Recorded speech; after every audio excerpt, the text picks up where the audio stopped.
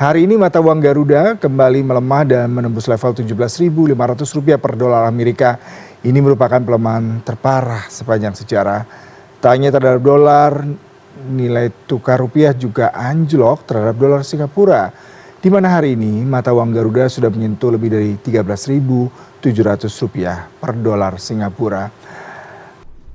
Waduh, gila, dolar ternyata naik banget, bahkan sempat menyentuh 17.500. Coba sih dalam minggu-minggu ini dolar mau berapa? Ini ngeri kali.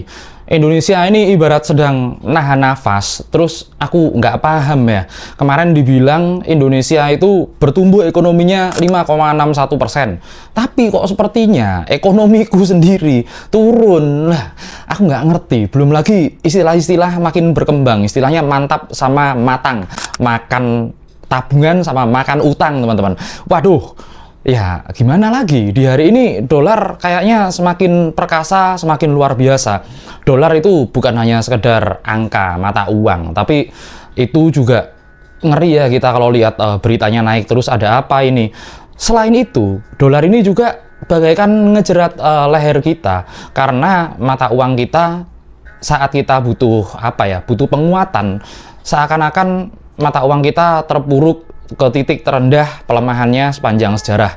Di saat yang sama, langit itu seolah nutup pintu. Tapi ya teman-teman, sebelum kita menggali ada apa sih sebenarnya di balik itu semua, aku pengen sampaikan ini sama kalian, para pejuang harian kan, kita ini sama-sama pejuang harian. Biasanya tips-tips seperti ini aku kasihnya di belakang video, tapi aku kasih di depan aja biar banyak yang denger. Aku tahu kalian lelah, aku juga lelah teman-teman. Bahkan banyak orang yang burn out di tengah badai ini. Kuharap satu-satunya cara bertahan itu bukan nunggu kebijakan-kebijakan dari luar, tapi kita ngebangun benteng kita aja sendiri. Nih, sedikit aku spill solusi buat survival. Yang pertama, balik lagi ke produk-produk lokal. Kalau biasanya barang-barang import seperti gandum dan kedelai itu diimpor dari luar, kita kan tahu ya di Indonesia ini banyak penghasil. Kalau gandum nggak ada, kalau kedelai Gunung Kidul itu mau cari ratusan kilo sehari bisa banget.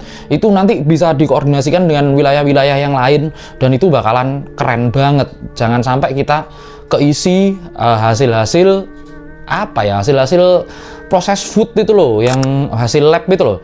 Kemudian yang kedua, kita mau menumbuhkan ekonomi komunitas. Ekonomi komunitas itu kita bikin lumbung pangan sendiri. Sebagian orang bikin miara lele, sebagian orang miara ayam, petelur, pedaging, sebagian orang miara menanam sayur-sayuran, cabai dan lain sebagainya. Ya, itu satu RT udah banyak kok ini. Kalau lihat platform-platform di dunia media sosial, kalian bisa lihat itu banyak sekali sebenarnya hal seperti itu, teman-teman.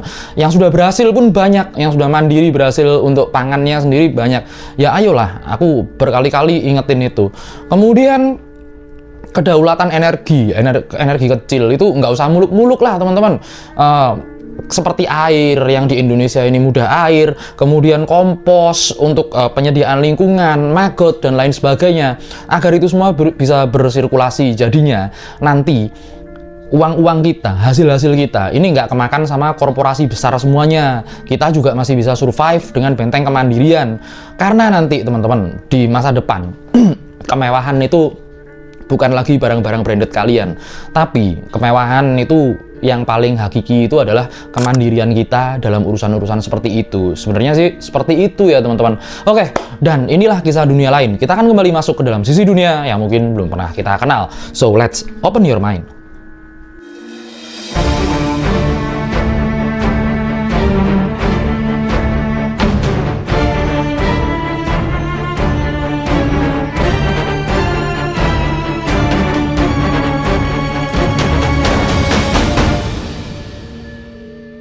Sekarang kenapa sih sebenarnya dolar ini meroket tepat saat kita benar-benar butuh penguatan ekonomi, bahkan hanya untuk sekedar makan kita butuh itu. datanya jelas ya, datanya benar-benar jelas. Kalian cek di berbagai platform, di berbagai berita kayak BBC, Reuters, terus kemudian channel-channel khusus tentang ekonomi. Aku sih rekomendasi seperti Benny Batara, Benix, itu keren itu orang. Kemudian Ferry Irwandi, keren itu orang, data-datanya bener itu. Kemudian Raymond Chin, dia apa namanya, analisanya oke dia. Nah, tapi di dunia lain, di isekai ini, kita bakalan lihat pola yang jauh lebih jahat sih sebenarnya teman-teman. Ini pola-pola yang mengerikan. Dolar ini mungkin aja sebenarnya sengaja diterbangkan untuk menciptakan inflasi. Ya emang seperti itu. Sedangkan informasi utuh dari pemerintah ini nggak disampaikan ke publik. Biasanya menyampaikannya ya hegemoni ya. Informasi kenaikan ekonomi yang kemarin 5,61% itu seakan-akan diglorifikasi untuk meredam hal-hal seperti ini. Padahal kalau data itu benar-benar dibuka, akan kelihatan jelas kok di mana sebenarnya masalahnya. Pemerintah pun juga seakan kehilangan kekuatan ya untuk melakukan intervensi terhadap penurunan rupiah terhadap dolar ini, kenaikan dolar yang sangat luar biasa ini.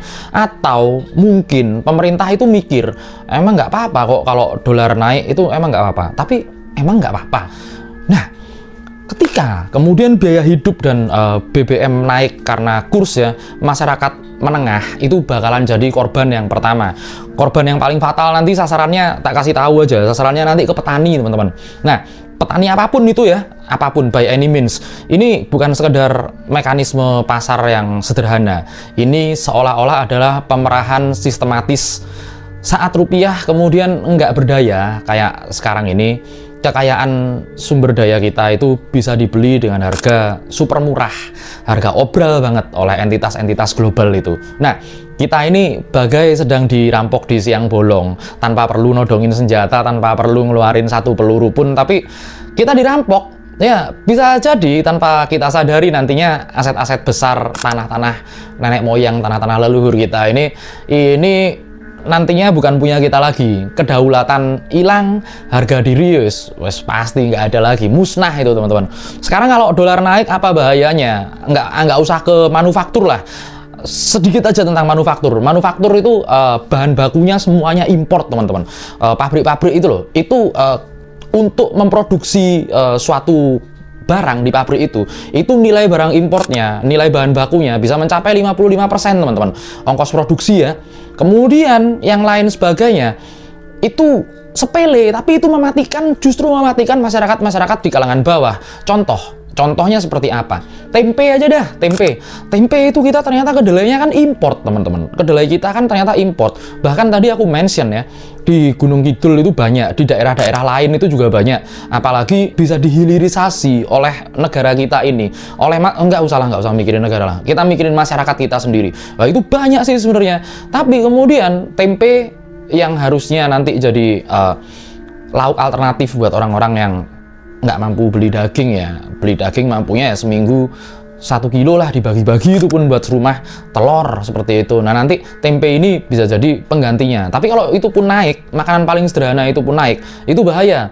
Tempe, tahu sama, kedelainya import. Nanti jajan-jajan seperti tahu bulat yang digoreng dadakan dijual satunya 500-an, aku tahu itu marginnya. Orang penjual penjual tahu bulatnya itu dapat dari satu tahu itu dapat Rp250 teman-teman. Lah, kita bayangin aja kalau nanti bahan baku produksinya naik jadi berapa? Apa nggak kegerus itu? Harga kedelainya itu berapa sih Pak? Ya minimal tuh per kintalannya tuh di tempat itu sampai 100.000, belum sampai di rumah loh, belum sampai transport lagi. Kalau sampai transport lagi ya 100 lebih. Dari yang tadinya berapa Pak? Ya dari tadinya ya 1 juta, sekarang 1,1 juta. Ya kalau nah udah itu buat bungkusnya kayak plastiknya yang dulu paling 34, 35, sekarang 55. Berapa persen untuk kenaikannya? Kemudian lagi ya, selain tempe, kedelai dan lain sebagainya, ini kayak pupuk-pupuk itu loh teman-teman. Pupuk-pupuk itu kan kemarin Selat Hormuz ditutup ya, Iran ya, plastik naik, segala macam naik, tentu saja itu juga menjadi beban. Ini masyarakat kelas bawah. Kemudian alternatif orang-orang yang nggak bisa makan makanan mewah itu biasanya apa? Kalau aku di Jakarta, biasanya aku cari tukang mie ayam. Tukang mie ayam itu terjangkau, 10.000, 12.000, kita masih bisa makan mie ayam. Nah, coba tebak bahan bakunya mie ayam itu apa? Gandum import naik juga. Nah, itu kan masyarakat kecil ya. Kalau gandum buat pabrik-pabrik roti yang pabrik-pabrik roti yang udah settle, yang udah brand-brandnya terkenal, aku bodo amat. Tapi kalian juga bisa lihat ada pabrik-pabrik rumahan yang memproduksi tempe, tahu, bahkan kemudian memproduksi seperti roti dan mie rumahan yang dijual kiloan di pasar. Itu nanti pastinya terdampak. Kalau itu sudah terdampak, nanti belum lagi sektor manufaktur yang aku sebutkan pertama tadi ya. Kalau udah nggak ngejar ongkos produksinya, coba tebak apa yang akan terjadi? Mau nggak mau, seolah-olah orang-orang itu dipaksa untuk menyerah. Seolah-olah seperti itu. Ya, tapi kan kita nggak boleh menyerah ya sama hidup ini. Ada kok jalur alternatifnya, ada kok. Seperti apa jalur alternatifnya? Kalian cek di itu tadi, yang pertama itu tadi, tips-tips yang aku berikan untuk kalian. Di tengah gempuran harga pangan yang semakin mahal, serta temuan beragam masalah kesehatan akibat paparan residu pestisida dalam buah dan sayur yang kita makan, maka muncul kembali gaya hidup lama yang kini terasa sangat relevan, yakni homesteading. Sebenarnya konsep ini sudah sejak dulu kala dilakukan oleh nenek moyang kita. Namun gerakan revolusi hijau yang digalakan di abad ke-20 telah membuat banyak orang meninggalkan gaya hidup ini dan menyerahkan produksi pangan pada para pelaku agribisnis. Dan aku nggak tahu lagi ya teman-teman, sebenarnya harus bersikap seperti apa sih. Pemerintah ini mengumumkan sesuatu yang bagus, tapi keadaan di bawah kok sepertinya kurang bagus. Buat beberapa orang mungkin merasakan keuntungan akan hal ini, apalagi para dapur-dapur MBG itu teruntungkan dengan hal ini. Nah, apalagi besok lagi muncul rumor yang namanya adalah Godzilla El Nino. Suhu laut naik, cuaca bakalan panas luar biasa. Cek statistik suhu di kota-kota kalian, sawah-sawah retak dan lain sebagainya, itu kan bisa jadi menggerus ketahanan pangan kita. Nah, itu bakalan aku bahas di konten khusus tentang Godzilla El Nino, karena perubahan iklim ini bisa jadi dikendalikan oleh tangan-tangan yang tidak terlihat, teman-teman. Jika kemarin Iran dan sekitarnya setelah nyerang pangkalan militer Amerika di UAE ini, kemudian waduk-waduknya terisi. Nah, sekarang kita nih yang lagi kena nih. Kalau sudah nantinya semuanya kena, pangan kena, iklim kena, kemudian mata uang kena, itu udah semua aspek. Terus gimana teman-teman? Stabilitas negara itu seperti apa? Dolar aja susah dibendung kok. Kita perlu ingat sebenarnya peristiwa kelam yang sebenarnya nggak perlu diingat-ingat lagi. Tapi ya memang ada peristiwa 98 itu loh, 1998. Itu banyak kejadian yang penyebab utamanya itu, ingat-ingat ya, penyebab utamanya itu adalah inflasi dan dolar, teman-teman. Ya, tentu aja selain dari operasi-operasi intelijen yang lain ya, tapi penyebab utamanya seperti itu. Nanti, amit-amit kalau itu kejadian, jangan harap kebanyakan pejabat-pejabat yang udah kenyang itu mau turun berperan ambil bagian sama kita. Jangan harap. Yang ada nanti kabur aja dulu, dipakai sama mereka, teman-teman. Ya, tapi kan aku kan udah obrolin ya sama beberapa teman-temanku. Ya, mulai sekarang rangkul masyarakat, kita benar-benar jadi orang yang baik. Kalau nanti ada apa-apa, masyarakat itu ya bantu, bukan ikutan makan orang-orang itu. Nah, aku kan tadi bilang ya, puncak yang mau aku ingetin ini adalah tentang kiamat pangan sebenarnya. Skenario sederhananya gampang sih, ini skenario besar secara sederhana.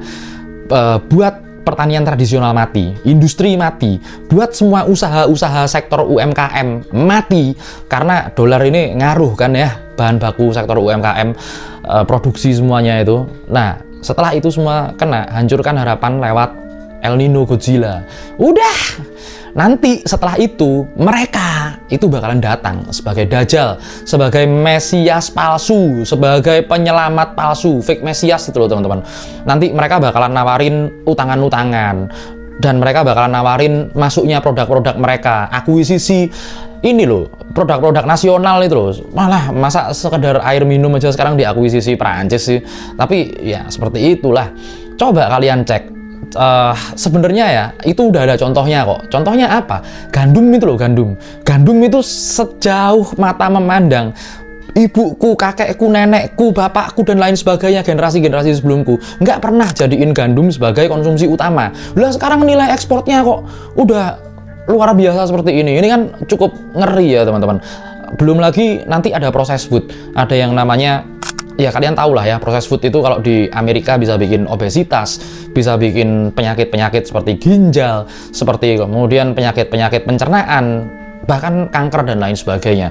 Itu perlu kita pikirin sih, gimana kalau hubungan kita sama alam, sama tanah itu benar-benar diputus. Ya udahlah, ya udah nggak apa. Pada akhirnya ya teman-teman, dolar itu mungkin naik, langit mungkin sedang dipermainkan, dan piring-piring tempat makan kita ini sedang diincar.